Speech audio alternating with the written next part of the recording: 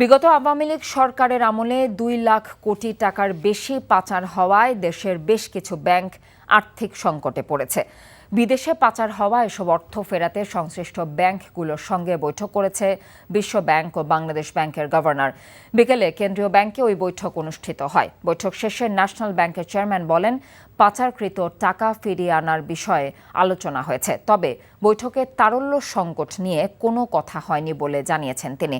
এদিকে বাংলাদেশ ব্যাংকের মাধ্যমে সকল ব্যাংকগুলো থেকে ৬,৫৮৫ কোটি টাকা তারল্য সহায়তা পেয়েছে দুর্বল ৭টি ব্যাংক।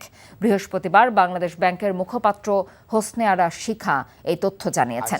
ওয়ার্ল্ড ব্যাংকের একটা টিম ছিল, ওই টিম ওই যারা বিদেশে টাকা নিয়ে গেছে ওইটা কিভাবে রিকভারি করবে ওইটা নিয়ে কথা হয়েছে।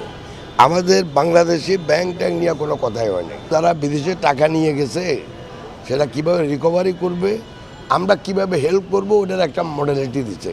অডিট করে ওই যারা বাইরের টাকা নিয়ে গেছে ওদেরকে ধরার জন্য।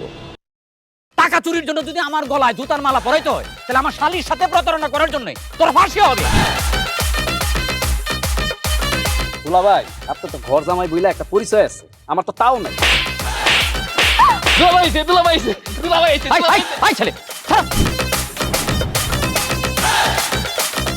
রাজনৈতিক ফ্যামিলির মেয়ে হয়ে ওই কাজ করবে।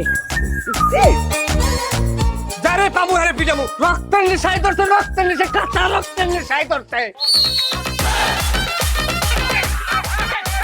তোমার এই পলিটিক্স আমার বাম পকেটে থাকে। তোদের বউরে ঝামেলা পাকাই। এই বেটাই, আমি তখন বিয়ে করিনি।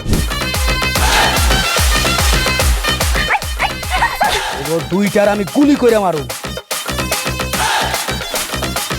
মাসুদরা কোনোদিন ভালো হয় না। আপনার পোশাক আশাক দেখে কিন্তু আপনার তালুকদার বংশের লোক মনে হয় না আব্বা, আপনার মনে হয় যে আপনি ফকির বংশের লোক।